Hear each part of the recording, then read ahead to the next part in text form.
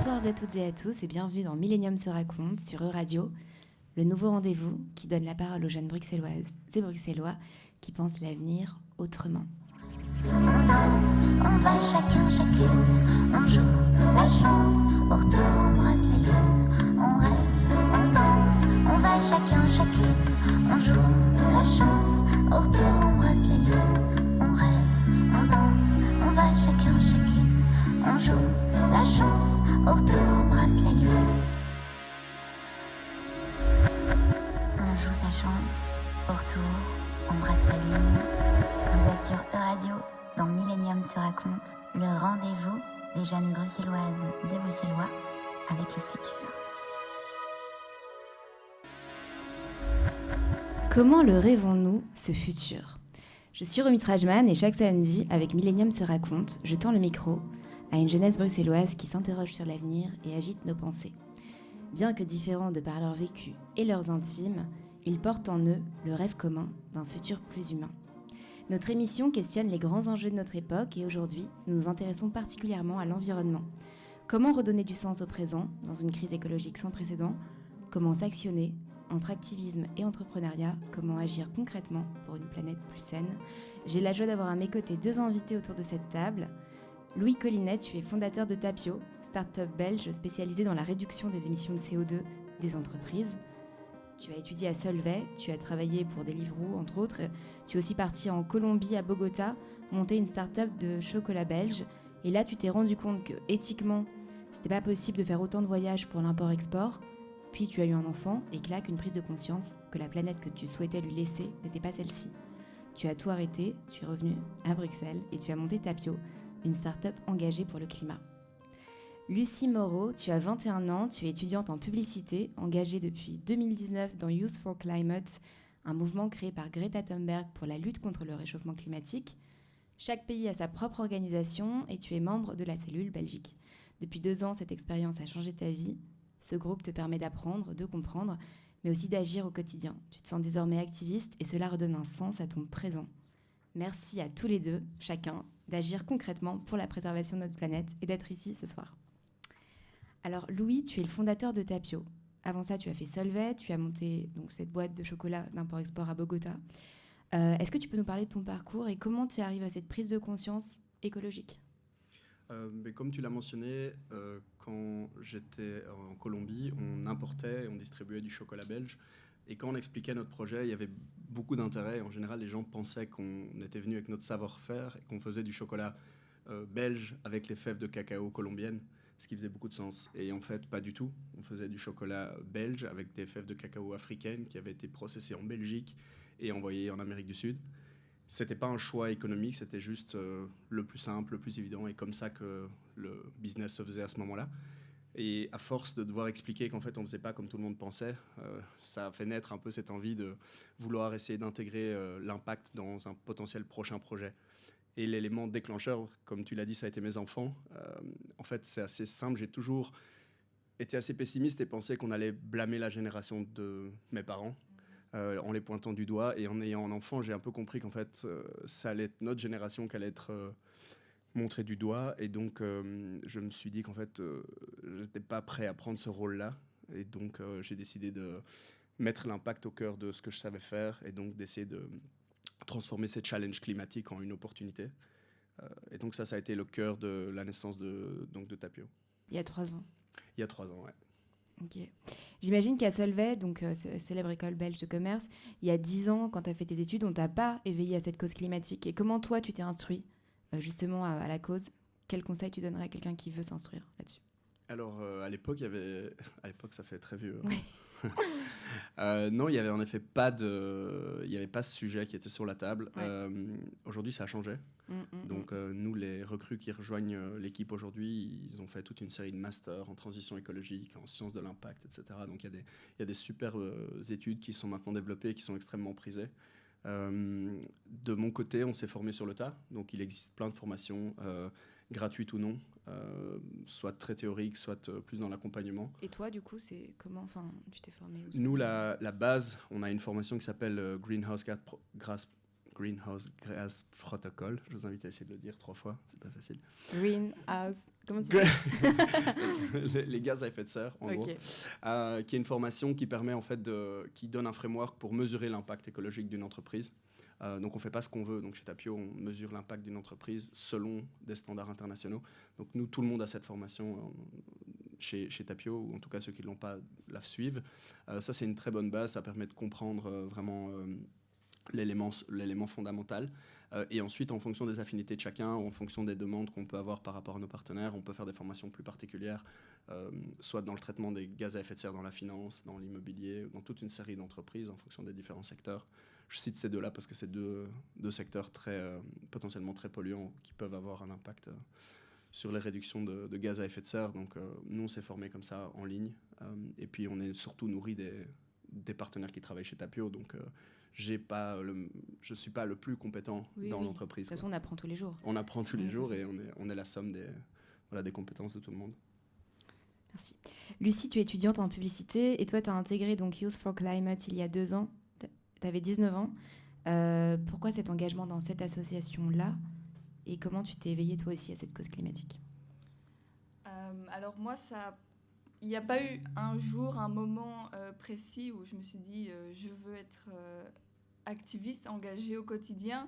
Ça s'est fait petit à petit et quand je repense à toute mon enfance, bon, je ne suis pas très vieille, mais je me rends compte que depuis toujours, j'ai cette petite flamme en moi qui est tournée vers l'environnement et le bien-être. Tu me disais que tu étais beaucoup dans la nature, petite, oui, voilà, tu faisais les scouts, tu étais scout aussi. J'ai toujours préféré être dehors qu'à l'intérieur devant un jeu vidéo. Et je me suis rendu compte de ça aussi en étant chef scout, que j'aimais bien inculquer un peu les valeurs de la nature à mes animés. Et c'est surtout en réto, donc en 6e secondaire, que les choses ont évolué plus rapidement. J'avais une prof d'histoire qui parlait beaucoup de ça, parce qu'en même temps, à l'extérieur, il y avait Youth for Climate qui a été, disons, créé, et qui était dans les rues tous les jeudis. Et ça nous inspirait, donc on en parlait énormément à l'école. Et du coup, on a décidé qu'on allait nous aussi organiser une marche pour le climat. Et on a proposé à Youth for Climate de venir, et c'est devenu une des marches de la semaine. Et c'est là que j'ai rencontré ce mouvement, et c'était génial. Enfin, je me suis sentie vraiment moi-même, à crier dans la rue avec tous des jeunes que j'avais jamais vus. Mais je me sentais comme si je les connaissais depuis toujours. Et donc, j'ai direct accroché avec ce mouvement et je me suis tout de suite engagée. Et donc voilà, maintenant je suis toujours là au quotidien avec eux depuis plus de 2 ans. Et est-ce que tu peux nous dire un peu quelles sont tes missions à toi et la mission principale de Youth for Climate, enfin ses champs d'action? Alors le but de Youth for Climate de base c'était faire que la question climatique, cette crise, cette urgence soit au centre des débats au quotidien, aussi bien dans les maisons que chez nos politiciens. Ça a plus ou moins réussi. Bon, le Covid a pris beaucoup de place entre-temps, mais on a réussi à inculquer et à donner cette prise de conscience, en tout cas au niveau national. Maintenant, la nouvelle mission, c'est de faire comprendre à nos leaders, nos politiciens, nos entreprises, que c'est une urgence. C'est pas juste, bon, on va en parler dans les discours et puis on verra plus tard. Que non, vraiment, il faut prendre des actions dès maintenant. C'est de plus en plus tard pour prendre des actions, donc il faut vraiment se dépêcher. Donc vraiment, notre mission, c'est de mettre cette urgence au quotidien partout. Et donc de faire le plus d'actions possible et de parler de certaines lois qui sont votées discrètement au Parlement européen, au Conseil, à la Commission, et de montrer qu'il se passe des choses, parfois des bonnes, parfois des mauvaises. Et donc voilà, ça c'est une des missions principales de Youth for Climate, donc éduquer, donner une prise de conscience, mais aussi continuer à mettre pression. Et moi, personnellement, je n'ai pas vraiment un rôle spécifique. On n'a pas de rôle spécifique dans le mouvement. On fait tous un peu la même chose en fonction de notre temps libre et de notre énergie. Mais moi, étant donné que je fais des études de publicité et communication, je fais beaucoup les réseaux sociaux, mais je fais quand même un peu de tout comme tout le monde. Tu me disais que tu avais pris la parole aussi. Voilà, tu animes des débats avec. Oui, voilà, de temps en temps, les événements aiment bien inviter des jeunes pour faire des débats avec des politiciens, avec des experts, et ils aiment bien avoir la parole des jeunes qui sont engagés. Donc, de temps en temps, voilà, on va à des événements. Ok. Louis, en tant que consultant, ton travail est de faire une photographie des émissions de CO2 de chaque entreprise pour ensuite, selon chaque indicateur, les réduire une à une. C'est quoi les plus grosses sources de CO2 dans les entreprises et comment tu ressens le rapport des entreprises à cet enjeu climatique ? Alors, nous, on accompagne les entreprises dans la compréhension de leur bilan. Ouais. Donc, notre mission, c'est de leur permettre de faire des choix éclairés. C'est-à-dire, on ne va pas les empêcher de faire telle ou telle chose, on va simplement leur faire comprendre que telle ou telle chose aura tel ou tel impact. Donc, l'impact principal va dépendre très fort d'une entreprise à l'autre. Si on parle d'une entreprise dans le service, ça sera très probablement la mobilité et les transports, notamment en avion. Si on parle d'une entreprise dans la construction, on comprendra assez vite que ce sera les immobilisations, la construction de bâtiments et ce genre de choses qui auront un impact très élevé. Donc nous, notre métier, c'est vraiment ça, c'est de leur permettre de faire des choix éclairés. Et aujourd'hui, on sent que dans les entreprises, c'est de plus en plus important de remettre l'impact au centre des décisions. Alors pas forcément parce qu'ils sont convaincus et qu'ils veulent sauver la planète, mais pour nous, c'est pas très important. L'important, c'est le résultat. Tu veux dire que pourquoi ils font ça, eux, finalement, toi, ça t'importe. Enfin, le résultat, mieux vaut qu'ils le fassent, quoi. Voilà, peu importe les raisons. Exact. Nous, ce qui nous importe, c'est que ce soit réel, transparent et crédible. La raison n'est pas pertinente dans notre approche. Par contre, prévenir le greenwashing et l'enfumage un petit peu qui a été très couramment pratiqué, ça c'est important parce que ça reporte le problème, comme tu le mentionnais, ça peut reporter le problème et au plus on attend, au plus les solutions qu'on va devoir mettre en place vont être drastiques et au plus on est dans une situation urgente. Donc nous, on offre aux entreprises un moyen de transformer leurs ambitions en résultats et de le mesurer et de pouvoir le communiquer de manière crédible à toutes les personnes qui peuvent être intéressées, soit leurs employés, soit leurs dirigeants, soit leurs investisseurs, soit leurs partenaires, leurs clients.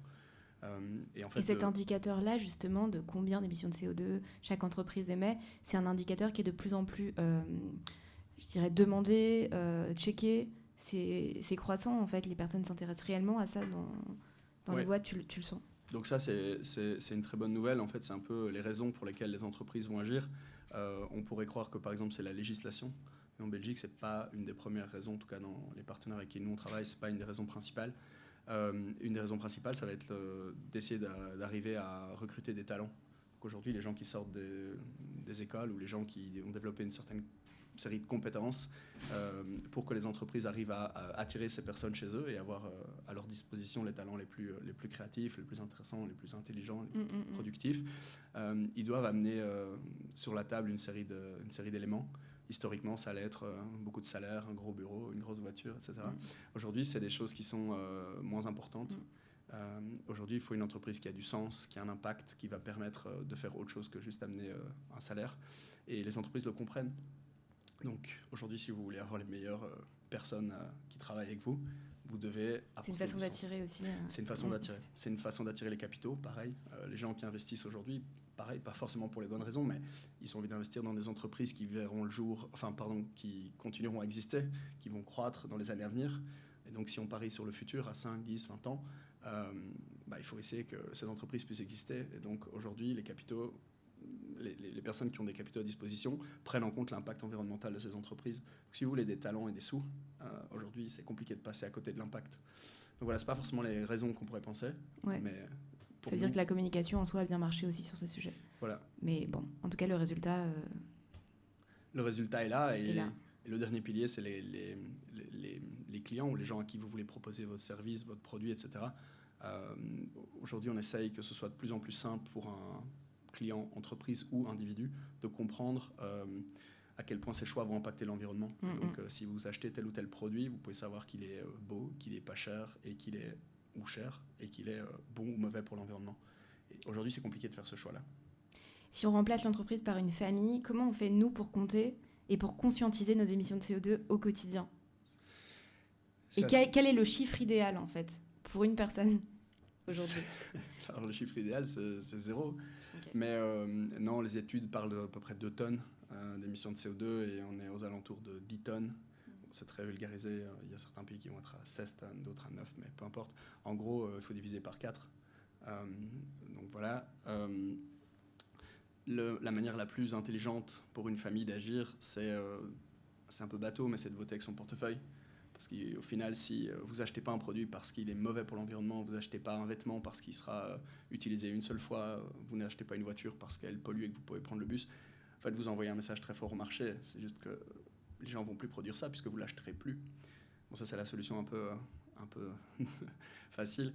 Après, les 2 pôles les plus importants, ça va être l'avion et la consommation alimentaire. Donc, prendre moins l'avion ou de manière plus raisonnée, pour pas dire plus prendre l'avion. Et consommer moins de viande.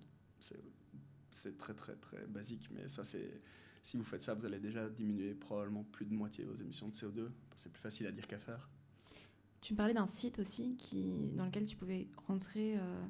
Il existe plein de calculateurs. Ouais. Ici, je vous donne des chiffres un petit peu généraux, mais si vous tapez en ligne calculateur carbone, vous allez trouver plein de sites super bien faits qui vont vous proposer des solutions aussi très intéressantes et qui seront dans les grandes lignes. Ce que je viens de dire, c'est la théorie. Maintenant, c'est plus difficile à faire. Donc voilà, trouver des alternatives à votre consommation, c'est plus difficile à dire qu'à faire. Mais il y a plein de gens qui le font, donc il y a moyen. Lucie, tu voulais... Ah non, je suis juste tout à fait d'accord. Et c'est vrai qu'on dit souvent qu'on suit les politiques, mais les politiques nous suivent beaucoup plus qu'on le pense, ils nous regardent beaucoup plus qu'on le pense. Et si la population commence à changer, voilà, évoluer sa manière de consommer, de se transporter, ben les politiciens vont comprendre qu'eux aussi doivent changer pour qu'on continue à voter pour eux. Et donc, on a beaucoup plus d'impact qu'on le pense. Donc, il faut utiliser, comme tu disais, notre portefeuille comme manière de voter. This is all wrong. I shouldn't be up here. I should be back in school on the other side of the ocean. Yet you all come to us young people for hope. How dare you? You have stolen my dreams and my childhood with your empty words, and yet I'm one of the lucky ones. People are suffering. People are dying. Entire ecosystems are collapsing. We are in the beginning of a mass extinction, and all you can talk about is money and fairy tales of eternal economic growth. How dare you? C'était Greta Thunberg dans son fameux discours de 2019, donc au sommet pour le climat, donc organisé par l'ONU. Lucie, justement, donc toi qui es donc membre de Youth for Climate, montée, enfin en tout cas inspirée par les actions de Greta Thunberg, dans ces mouvements, c'est surtout se battre contre, donc non. Quels sont les oui, en fait, de ta génération, et comment tu sensibiliserais et tu motiverais cette jeune génération aux actions positives? Comment se battre pour? Je ne sais pas si on pourrait dire que notre mouvement, c'est un mouvement contre, mais en tout cas, ce que nous, on essaye d'inculquer, c'est qu'on doit juste recréer la société, recréer tout ce qui nous entoure. Donc ça peut être que positif parce qu'on a toutes les capacités de pouvoir juste recréer tout un monde, toute une société. Et donc c'est génial, c'est super enrichissant de se dire on doit juste tout recommencer et en bien, on regarde l'histoire, qu'est-ce qui a bien fonctionné, qu'est-ce qui n'a pas marché. Et on s'inspire de ça et on trouve juste des nouvelles solutions. On regarde les personnes qui, elles, de leur côté, dans leur garage, trouvent des petites solutions, d'autres personnes dans leur potager, des agriculteurs. Et on doit juste tous se mettre ensemble et recréer toutes ces sociétés. Donc c'est génial. Moi, je vois pas...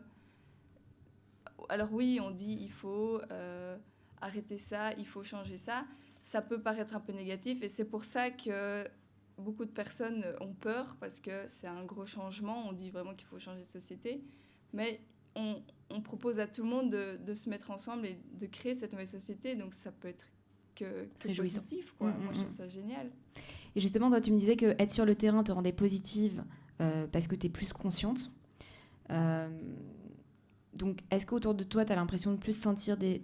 Il y a aussi cette espèce de fatalité chez les jeunes, etc. Toi, tu l'incarnes pas, ce qui est plutôt super génial, parce que du coup, tu as cette énergie, justement, très positive et de vie, et de se dire que tout est possible, on peut changer, les choses sont actionnables.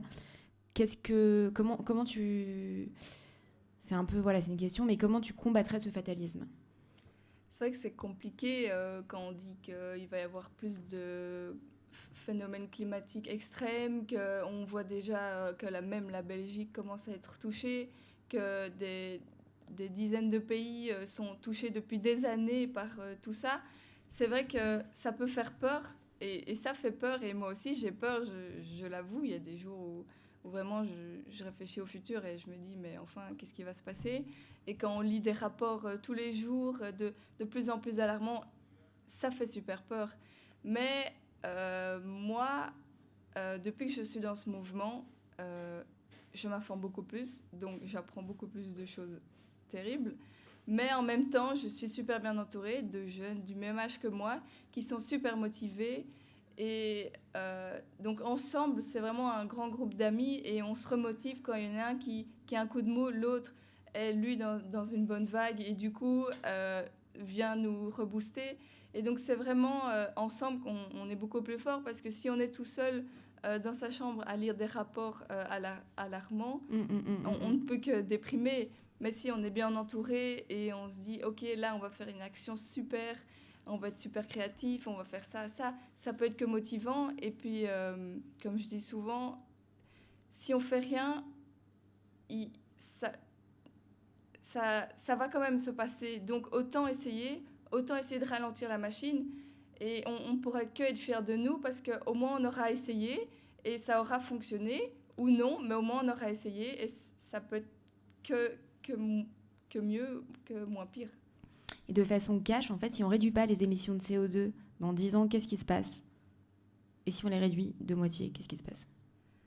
Alors, je ne suis pas scientifique, je ne sais pas dire, et même je ne sais pas si les scientifiques savent dire exactement, mais en tout cas, le problème de cette crise climatique, c'est que c'est un emballement. Donc là, ça a déjà commencé, mais si on continue, ça va être de pire en pire. Les événements vont être de plus en plus extrêmes, de plus en plus réguliers. Et, les événements, c'est... Les événements, donc les tornades, les inondations, les sécheresses, tout ça va être plus régulier et plus extrême. Et il ne faut pas oublier que surtout cette crise climatique, c'est une crise sociale. On crie souvent dans la rue justice climatique, justice sociale. Donc c'est toujours les personnes les plus pauvres qui vont être touchées en premier. On l'a vu même en Belgique, c'est les villages les moins rémunérés. Et donc c'est vraiment tout le système qu'il faut changer, et c'est ça qui est compliqué et qui est en même temps génial, parce qu'il faut tout réinventer. Mais c'est ça qui est si compliqué. Il ne faut pas juste arrêter ça ou ça, il faut vraiment changer tout un mode de vie. Un petit sujet intéressant aussi, et dont on parle peu, Louis, c'est le numérique. Donc le numérique a généré en 2021 entre 2 et 4% des émissions mondiales de CO2. C'est 2 fois plus que les années précédentes, et en comparaison, l'aviation représente 2,5% des émissions de CO2. Donc c'est énorme en fait, le numérique. Toi qui fais ça au quotidien, en fait, qui réduit dans les entreprises, j'imagine que c'est aussi un indicateur que tu connais, etc. Comment faire au quotidien, nous, personnellement, pour réduire ces émissions de CO2 dues au digital ? C'est des questions difficiles. Ouais. Non, donc c'est important de faire des comparaisons, mais il faut faire attention à ne pas mettre en avant les mauvais... parfois, on peut avoir l'effet inverse. Par exemple, l'aviation, c'est relativement faible, mais l'aviation, c'est une partie très, très exclusive de la population qui l'utilise. J'avais vu des chiffres, je ne les ai plus en tête, mais en gros, si la totalité de la population de la planète utilisait ou avait les moyens d'utiliser, ça rejoint ce que tu disais par rapport à la justice sociale, l'aviation, ça serait catastrophique, alors que le numérique est quand même beaucoup plus répandu. Donc voilà, il faut essayer de rebalancer. Mais c'est quand même un point important, parce que c'est un point qui est commun à toutes les entreprises. Il n'existe pas une entreprise aujourd'hui, en tout cas en Europe. Et il est croissant. Et il est croissant, ouais. Donc qui n'utilise pas le numérique, et il est croissant, et surtout ça s'accélère.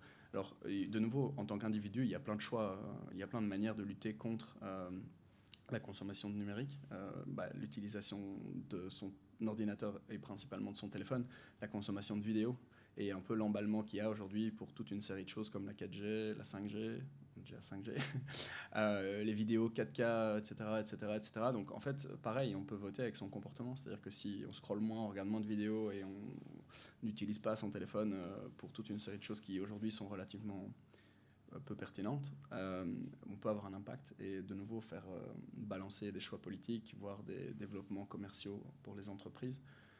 Donc voilà, je pense qu'il faut traiter chaque problème de manière individuelle et surtout pas essayer de les confronter l'un l'autre. Ils sont au moins aussi importants l'un que l'autre, même si les niveaux de croissance... Oui, mais c'est parce qu'on a tendance à parler beaucoup justement des voyages. Enfin, je comprends ce que tu dis, qu'en fait, il y a une minorité de personnes qui voyagent et que la majorité des personnes utilisent son téléphone, son ordinateur et que la comparaison se fait, mais voilà, de façon, je dirais, délicate. Mais en même temps, j'ai l'impression qu'on parle pas beaucoup de ce sujet-là et il fait partie de nos vies, quoi. Complètement. Et si tu Peut-être parce que c'est tabou. Si tu veux même un chiffre encore plus intéressant et encore plus tabou, c'est que la principale consommation de data émettrice de CO2 au monde, dans le data, c'est le porno. Ah ouais. Donc voilà. Donc, ouais. Moins de porno. Moins de porno. Moins de viande et moins de porno. Moins de viande et moins de porno. It's now, it's love, sweet love. It's the only thing that there's just too little of. With the world, it's now, it's love, sweet love. No, not just for some, but for everyone, for everyone. Lord, we don't need another mountain. The mountains and hillsides enough to climb. There are oceans. Donc, Lucie, depuis ton engagement dans Youth for Climate, tu me disais que tu avais changé des choses, bien sûr, dans ta façon de vivre et dans ton quotidien. Qu'est-ce que tu ne ferais plus jamais comme avant ? Beaucoup de choses. J'étais végétarienne déjà avant d'être activiste au quotidien. Mais en tout cas, maintenant, dès que je fais quelque chose, il y a une petite lanterne qui s'allume. Est-ce que c'est bien ? Est-ce que c'est pas bien ? Est-ce que c'est éthique ? Tout ça. Donc, bon, parfois, c'est un peu fatigant, mais c'est que c'est vraiment ancré en moi. Mais rien que niveau transport, j'essaye de ne plus prendre l'avion, en tout cas quand c'est en Europe. Donc là, j'ai été à la COP26, c'était en train. J'ai été à Milan, c'était en train. J'essaie vraiment de limiter ça. Maintenant aussi, dès que je consomme, en fait, je me dis, premièrement, est-ce que j'en ai besoin ? Et si j'en ai vraiment besoin, quelles sont les solutions qui s'offrent à moi pour que je puisse l'acquérir et que ça soit le plus juste possible, le plus équitable possible. Et donc, est-ce que c'est en seconde main ? Est-ce que, si c'est pas en seconde main, est-ce que cette marque respecte les valeurs que j'essaye de mettre en avant ? Et donc, c'est vraiment tout le temps, dès que je fais quelque chose, je réfléchis, même quand je vais acheter une pomme, je réfléchis autant que quand je vais acheter un t-shirt ou quand je vais acheter un GSM. Enfin, je réfléchis tout le temps. Donc, oui, ça m'impacte beaucoup, quoi. Et toi, tu te destines à travailler dans la publicité, et donc plus pour des marques qui elles, ont des moyens de communiquer, etc. Comment tu conjugues éthiquement publicité, écologie ? Bon, en soi, c'est très bien de pouvoir communiquer justement sur l'écologie, donc là, c'est top. Mais oui, voilà. oui, c'est clair qu'on me dit souvent c'est un peu spécial pour une activiste de travailler dans la pub. Mais j'ai toujours été attirée par la communication et par l'art. Donc, bon, si on mélange les deux, ça fait la publicité. Mais après, la publicité n'est pas nécessairement commerciale. Donc là, par exemple, pour mes cours, je viens de faire un stage de 3 mois dans une agence. Et c'était pas pour des marques, en fait. C'était pour des ONG, pour des ASBL. Et c'était chaque fois pour mettre en avant des campagnes, des campagnes sensibilisées à l'environnement ou le social. Donc, une sorte de... J'aimerais en quelque sorte faire de la propagande, de la bonne propagande. Enfin, la publicité n'est pas nécessairement commerciale, et si elle est commerciale, elle peut parfois être éthique et juste. Donc oui, c'est clair que si je travaille dans une agence ou quelque chose comme ça, je vais réfléchir où exactement je travaille et pour quel client, ça c'est clair. Nous, on est convaincus que la transition passera par les entreprises et donc on ne doit pas forcément passer par une révolution, simplement mettre en avant et faire des choix de consommation vers des entreprises durables qui ont un impact positif, des entreprises qui vont pouvoir rendre vraie la phrase « au plus on consomme ça » ou « au plus on va faire une activité au plus on va avoir un impact positif. » Et ces entreprises, elles ont besoin de visibilité parce qu'elles elles viennent concurrencer des acteurs traditionnels qui sont extrêmement établis, extrêmement riches, extrêmement connus. Et donc on aura besoin, malgré tout, de personnes qui vont pouvoir mettre en avant ces boîtes-là. Et toi, Louis, qui as des enfants, du coup, comment tu fais pour les sensibiliser à cette cause ? Alors mes enfants, ils ont 1 an et demi et 3 mois. D'accord. Donc pour le moment, Oui, donc c'est facile. Ils croient tout ce que je dis, donc voilà. Mais c'est un truc que tu conscientises aussi dans l'éducation, j'imagine. Enfin... Ouais, bah c'est vraiment des choix, des manières d'approcher la vie de tous les jours. C'est-à-dire que, comme tu disais, maintenant, à chaque fois qu'on fait un choix, on va le positionner. Est-ce que c'est intelligent de prendre cette décision-là ? Ça ne veut pas dire qu'on ne va jamais le faire. Je prends parfois encore l'avion, j'essaye de manger le moins de viande possible, mais j'en mange. Mais je le sais, je le fais en pleine conscience. Je pense que les générations précédentes, ou même encore beaucoup de gens de notre génération, se posent juste pas la question. Donc aujourd'hui, ça va faire partie, je pense, de la manière dont je vais vouloir éduquer mes enfants, mais je pense que ça dépassera clairement mon rôle, et aujourd'hui, c'est déjà plus le cas. C'est-à-dire que même les gens qui sortent de l'école maintenant, donc qui ont 10 ans moins que moi, c'est eux qui vont positionner très fort les valeurs de notre entreprise, c'est eux qui vont nous montrer l'exemple. Donc j'ose même pas imaginer mes enfants qui ont encore 23 ans de moins que ces gens-là. C'est plutôt moi à mon avis, qui vais prendre des claques plutôt que l'inverse.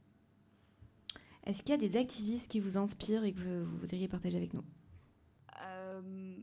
Moi, j'aimerais bien mettre en avant tous les activistes déjà dont on ne parle jamais, parce qu'on est bien plus que ceux qu'on voit de temps en temps dans les médias ou sur les réseaux sociaux, et surtout les activistes qui se battent parce que c'est une question de survie. Nous, en Europe, on a le privilège de faire ça, on pourrait même presque dire comme hobby, alors qu'il y en a qui font ça vraiment pour pouvoir survivre, pour pouvoir garder leur maison. Et c'est surtout ceux-là qui doivent être mis en avant. Nous, on essaye en Europe de mettre en avant la voix de ces gens. Donc, dans le milieu activiste, on les appelle les MAPA people. C'est les personnes et les lieux les plus affectés, donc en anglais. Et on essaie vraiment de les mettre en avant parce que c'est eux qui vivent ça depuis maintenant plusieurs années et qui sont vraiment légitimes de parler de cette urgence climatique, bien plus que nous. Et donc, c'est ces personnes-là que j'aimerais mettre en avant, moi. Du coup, Lucie, tu me parlais aussi d'un film que tu avais vu qui s'appelait « On a le temps » de Luc Deschamps. Est-ce que tu aurais des lectures ou des films, des livres à nous conseiller pour nous conscientiser justement aussi à l'écologie ? Alors, oui, je lis énormément de livres sur ce domaine-là. Je m'amuse à faire un peu l'Instagrammeuse sur ça et partager mon avis. Mais il y en a un que j'aimerais bien mettre en avant, ça s'appelle « Quel monde pour demain ?» Il a été écrit par 4 femmes belges, dont Adélaïde Charlier, Hanouna de Wever, donc les grandes activistes belges, mais aussi Sandrine Dixon et la princesse Esmeralda de Belgique. Donc c'est vraiment un livre intergénérationnel de 4 femmes qui se battent pour le même combat, mais donc de générations différentes. Et c'est vraiment une grande conversation qu'elles ont dans ce livre, et c'est super intéressant d'avoir les points de vue des différentes générations, mais sur ce même thème si important. Et toi, du coup, Louis ? Donc moi, dans ma déformation professionnelle, ça va plus être dans le milieu de l'entreprise. Mais il y a une personne assez clé pour le moment qui s'appelle Bertrand Piccard, qui en fait s'est mis comme ambition de lister une série de solutions face au réchauffement climatique, parce qu'on a aujourd'hui, je pense, posé le problème, mais si on ne veut pas que ça soit juste une contrainte, il faut amener des solutions. Et donc, ils listent à travers leur fondation qui s'appelle Solar Impulse une quantité de solutions au réchauffement climatique. Ça, c'est quelque chose que je trouve très inspirant, d'essayer de transformer ces challenges en opportunités et de manière peut-être plus à notre échelle, toutes ces solutions, derrière, c'est des hommes et des femmes qui portent des projets. Et il y a de plus en plus d'entreprises qui créent un modèle basé sur la durabilité. Et nous, dans l'accompagnement qu'on fait avec nos partenaires, on essaye d'identifier leur structure, donc la problématique chez eux, qu'est-ce qui émet du CO2 dans leur modèle, et d'y apporter des solutions. C'est-à-dire qu'on va venir avec un partenaire qui peut éventuellement résoudre ce problème-là. Et il en existe plein à Bruxelles, il en existe en Belgique, il en existe partout. Et elles sont notamment listées, une partie de celles-là sont listées soit sur la fondation, donc de Solar Impulse, soit aussi sur Tapio, on liste ces solutions-là. Donc c'est ces hommes et ces femmes qui investissent leur temps, leur énergie, leur argent dans ces projets-là. Je pense que c'est ces gens-là qui vont faire bouger les lignes. Merci. Est-ce que vous auriez un vœu pour le futur ou une envie à faire passer, un rêve? Moi, j'ai une date à faire passer. Notre prochaine grosse action, c'est le 25 mars. Ce sera une action mondiale. Donc, ce sera le retour des jeunes et des moins jeunes, parce qu'il n'y a pas que des jeunes, dans les rues, dans plus de 195 pays. Donc, ça va quand même être, je l'espère, un gros retour, parce que maintenant que le Covid, on espère tous, se calme un peu.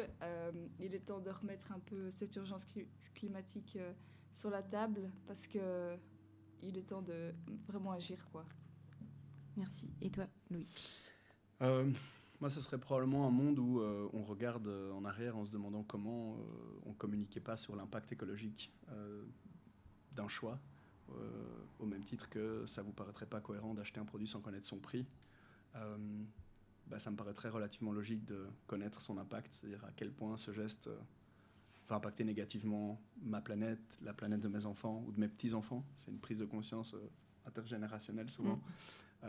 Donc ouais, voilà, un monde où ça paraît ultra évident, voire obligatoire de communiquer sur l'impact de ces produits. Merci à tous les deux. Merci Louis, Lucie, d'avoir apporté ce soir de l'action vers le futur. Merci au Festival Millennium, Zlatina, Lubo, Géopolis, Elisa et Ulrich qui produisent l'émission, ainsi qu'au Café L'Ascenseur qui nous accueille si chaleureusement. Merci à Laura, Coralie, Céline, Davy, Sébastien, Jimmy au son et toute la belle équipe derrière cette émission. On se retrouve la semaine prochaine avec de nouveaux invités, éclaireurs, Salvatore. C'était Millennium se raconte. Je vous souhaite à tous une très belle journée pleine d'espoir et d'idées. On rêve, on danse, on va.